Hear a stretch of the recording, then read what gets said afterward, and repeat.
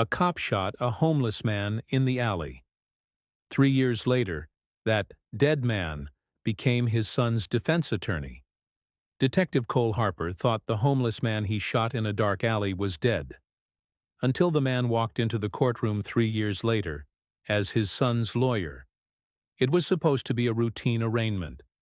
The defendant, 18-year-old Mason Harper, stood solemnly beside his public defender, accused of armed robbery and assault.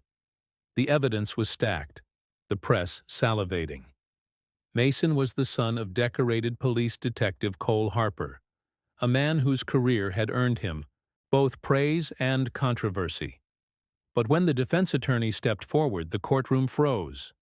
Tall, dark-skinned, poised, a scar curling under his left eye like a buried truth.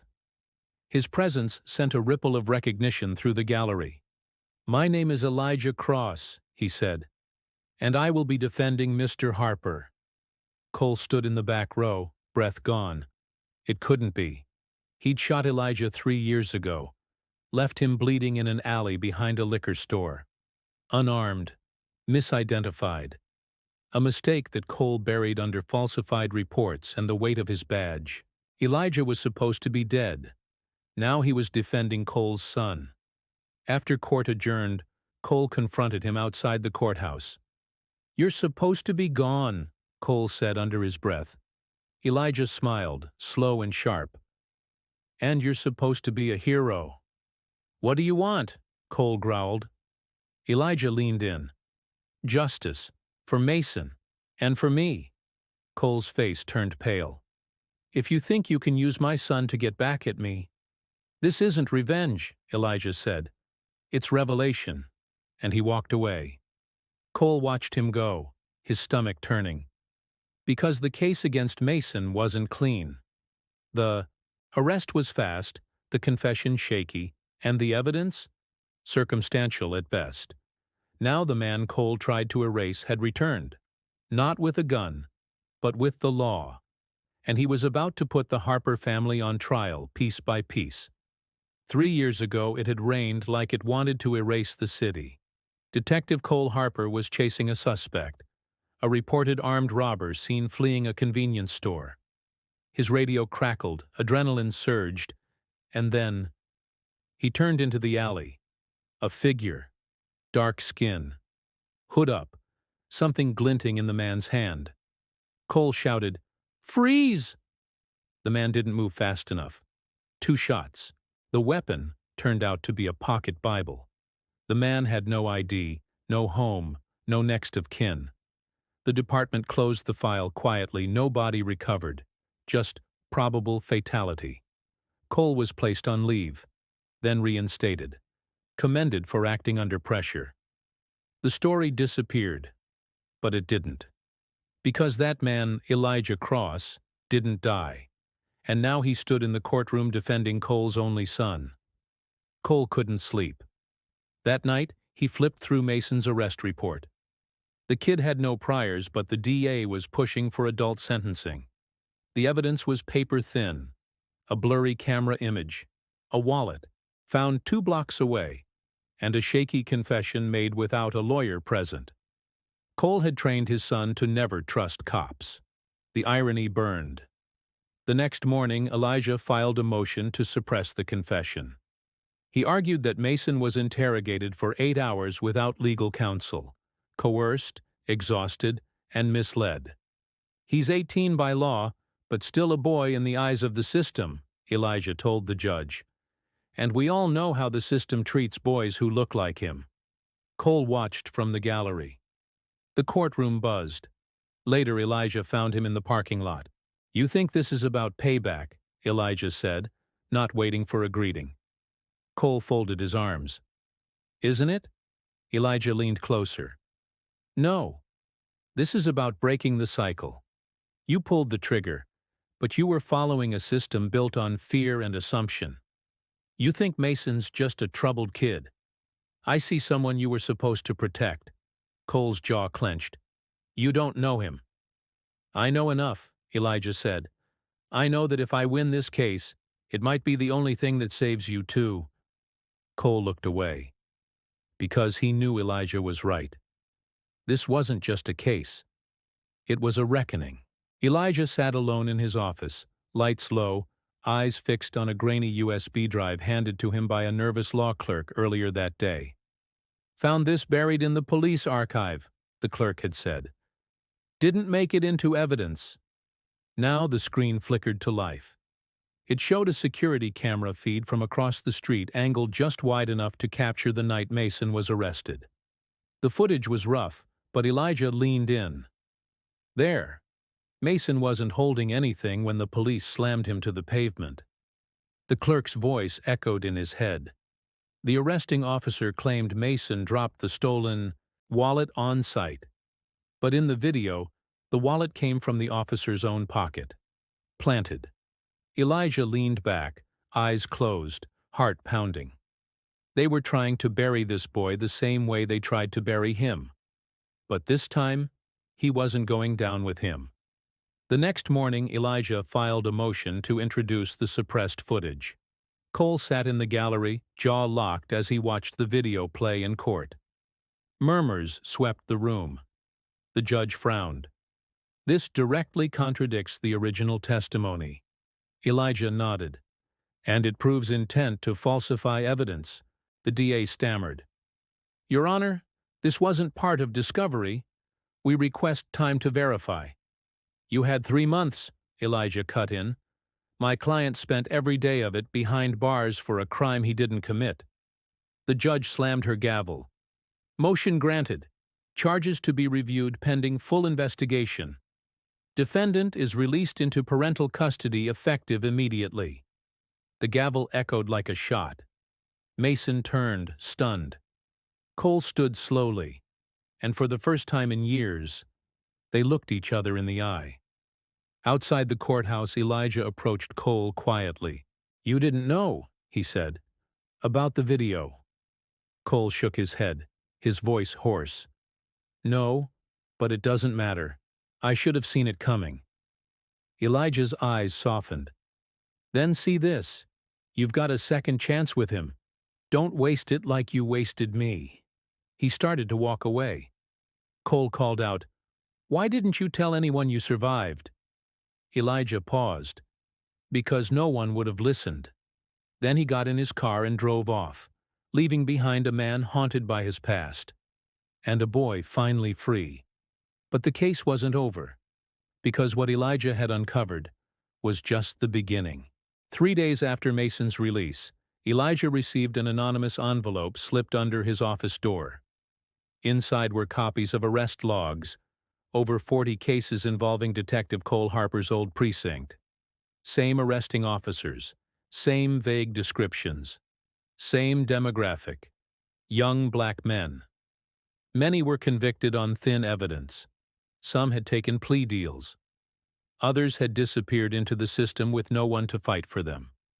Elijah stared at the papers. Each line wasn't just a name. It was a ghost. He picked up the phone. "Ava," he said, calling a journalist he trusted. "We've got something, bigger than Mason's case. We've got a pattern." She showed up in 20 minutes. "What are you thinking?" she asked. "I'm thinking it wasn't just me. It was never just Mason. They were building careers off broken lives." Cole, meanwhile, was drinking alone in his garage. The walls were lined with plaques and medals, awards for bravery, commendations for service. But now, every one of them felt like a mask. He pulled out a box he hadn't touched in years. Inside was the blood-stained report from Elijah's shooting. He'd written it, signed it, then watched it disappear up the chain. Unidentified male, non-lethal wound, fled the scene, no body recovered. He had lied, and the system let him. Now that same system had almost swallowed his son. The door creaked. Mason stood in the doorway. "Mom's asleep," Mason said. Cole nodded. "You shouldn't have gone through that." Mason shrugged. "You ever think maybe I shouldn't have had to?" Cole looked at him. Mason continued, "You told me to keep my head down, not make waves. But I didn't need your silence. I needed your voice." Cole looked down. I didn't know how to speak up. I didn't even know where to start. Mason's voice was steady. Start by admitting what you did. Cole looked up slowly, his eyes wet. And for the first time in decades, he nodded. That night, Elijah met with Ava and laid out the files. I want every case reviewed. Every name. Every charge. She frowned. You're going to war. Elijah stared at the board, at the faces of the forgotten. I've already been to war, he said. Now I'm going back for the wounded. The next day, Cole Harper walked into the district attorney's office and handed over a full confession. The dominoes were about to fall. And this time, they'd fall loud enough for the whole city to hear. The story exploded. Ava S. article hit the front page of The Washington Sentinel with a headline that shook the city. Detective Cole Harper admits to cover-up. Dozens of convictions now under review. The fallout was immediate. Internal Affairs raided the 9th Precinct. Half a dozen officers were suspended. 3 detectives were indicted within the week. But the shockwave wasn't just legal, it was personal. Cole Harper became the face of a broken system. He held a press conference voluntarily. No lawyer, no script. Just truth. I failed the people I swore to protect, he said into the mic. I justified fear as instinct. I mistook silence for safety. I helped build a system that punished the wrong people for the right reasons, and then told myself that made it okay. Cameras flashed. Reporters swarmed. He continued, I shot a man who didn't raise a hand, then lied to protect my badge. That man, Elijah Cross, is alive, and he's saving the very lives I tried to ruin. The silence afterward was deafening. Elijah watched it live from his office. Mason was beside him. You believe him? Mason asked. Elijah didn't answer right away. Then, belief isn't the point. Change is. And change was happening. 23 convictions were thrown out in the following months. 4 men returned home to their families. A new oversight board was created. Officers were retrained. Body cam policy was rewritten. And the precinct that once buried its secrets now reported to a citizen-led commission. But Elijah didn't celebrate. Not yet. He knew systems don't die with a signature. They shift. They bleed into new shapes. Justice wasn't a moment, it was a practice, a discipline, a fight. Still he allowed himself one breath of peace. That evening he received a letter on heavy paper.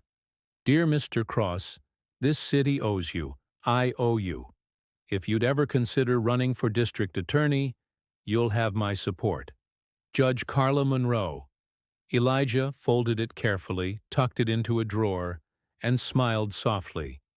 Not because he wanted the job, but because someone finally saw him not as a victim, but as a leader. And across town, Cole Harper stood outside the prison gates, preparing to serve a reduced sentence he demanded himself. Mason hugged him once, hard. Don't come back the same. I won't, Cole whispered. Because for the first time in his life, he wanted to return a better man. Elijah Cross never spoke to Cole Harper again. Not directly. But 3 weeks into Cole's prison sentence, a handwritten letter arrived at Elijah's office. No return address, just his name in bold ink. He opened it slowly. Elijah, you don't owe me anything, not forgiveness, not closure. I'm writing because silence is what created all of this, and I won't be silent anymore. The night I shot you, I told myself you were someone else. Dangerous. I chose instinct over integrity. But the truth is, I saw a man I didn't recognize, and that scared me more than any weapon ever could. You didn't raise your hands, but I still raised my gun, and the city let me walk away. When Mason was arrested, I saw your face in his, and for the first time, I understood what it meant to fear that the system won't protect your child. You gave my son a future. After everything I took from you, you gave him hope. That's something no medal, no badge, no prison sentence can ever repay. I hope someday this letter finds you in peace, and I hope someday I can earn the right to meet you eye to eye, not as a guilty man, but as a changed one. Until then, keep fighting. Cole Harper. Elijah sat with the letter in his lap for a long time. Then, without a word, he folded it and placed it beside another letter, this one from years earlier. A hospital intake form, his name misspelled. Unidentified male, shot twice, presumed gang affiliation. He had kept that form as a reminder. Now he had something better. That night, Elijah joined Mason and Ava at a community meeting in Ward 6. Families packed the gymnasium, listening to the launch of Project Second Breath, an initiative to provide legal, mental, and financial support for exonerated individuals. Mason took the mic. "My name is Mason Harper. I'm not perfect, but I'm not a criminal either. I'm just a kid who got caught in a system that almost ate me whole. And I'm standing here because one man refused to let that happen." He looked at Elijah. The crowd clapped. Elijah stepped forward. He didn't talk about Cole. He talked about the nameless, the buried, the ones who didn't get a second breath. But tonight, they would. Shadow? It was dusk when Elijah stood alone outside the juvenile detention center in West Haven, a place known more for its fences than its futures. He'd just met a 15-year-old boy, Deshaun, falsely accused of assault based on a single anonymous tip. No evidence, no witness, just a name and a bias. Deshaun was scared, and Elijah saw a younger Mason in his eyes. He walked back to his car, jaw clenched. This wasn't over. Redemption had come for Cole. But the system still cast a long shadow. Later that night, at a quiet dinner with Ava and Mason, Elijah listened as Mason read the latest newsletter from Project Second Breath. 5 more overturned convictions, 3 reunified families, and a new state bill being drafted to mandate automatic reviews in any case involving police misconduct. "People are starting to listen," Ava said. Elijah nodded. "Good. But we can't stop. They'll wait for us to quiet down. They always do." Across town, in his prison cell, Cole Harper received a letter, this one from Mason. "Dad, you messed up. No getting around that. But what you're doing now, taking responsibility, helping review old cases, I see it. And I respect it. When you get out, I won't be the same kid. I'll be a man, and I hope you'll be one too. Take care of yourself." "Mason." Cole read it again and again until the lights dimmed for the night. The next morning, he requested a transfer to work in the law library. Not for parole, not for points, but because something inside him was still worth rebuilding. Meanwhile, Elijah stood before a class of first-year law students at Howard University. He shared not the story of his shooting, but the lessons it left behind. "Justice," he said, "isn't just a verdict. It's the fight to make sure the right person is even standing trial." He paused. "I lost 3 years of my life to silence. I won't lose another second to fear." A student raised her hand. "What kept you going?" Elijah looked out the window at the fading sun. "Anger lit the fire," he said, "but purpose kept it burning." That night, he walked the quiet streets of the city alone, listening to the sounds of traffic, of people, of life. Once, the city tried to bury him. Now, he was helping dig others out. A year later, the courthouse steps were packed again, but this time not for a trial, for a celebration. The Elijah Cross Criminal Justice Reform Act had just passed in 3 states, with 2 more on the horizon. It mandated immediate independent review for any violent arrest resulting in injury or death, and created a grant for legal representation of minors charged without cause. Elijah stood at the podium, the sun high above, the city he once feared now listening. "When I stood in an alley 3 years ago, bleeding and nameless," he began, "I didn't think I'd survive. I didn't think I'd walk again. I certainly didn't think I'd speak again, at least not to anyone who'd care. But here I am. Not because the system changed, but because we did. Behind him stood Mason, now a legal studies major, Ava Monroe with a press badge slung proudly across her shoulder. And even Cole Harper, standing silently in the crowd, out of prison, holding the letter his son had once sent him. "I was never meant to be a lawyer," Elijah said. "I became one because I knew what it felt like to be forgotten, and I promised myself no one else would be." Applause erupted. But Elijah wasn't done. "This bill isn't the finish line," he said. "It's the beginning. Because truth isn't passive, it fights. It crawls out from under lies. And sometimes it walks back into court, wearing a scar." That night, Elijah visited the alley where his life had changed. It was empty now, quiet, cracked pavement, an old streetlight flickering above. He bent down, touched the ground, and whispered, "You didn't win." Then he walked away. Not as a victim, not even as a survivor, but as a verdict. A man who turned pain into purpose, injustice into law, and silence into sound. Thank you for joining us on this unforgettable journey of justice, redemption, and resilience.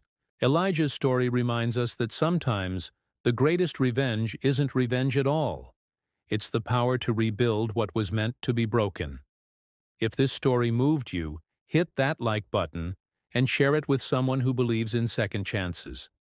And don't forget to subscribe to Truecrimenexus, where the truth isn't just told, it's transformed. Until next time, stay brave, stay loud, and never stop fighting for the verdict of tomorrow.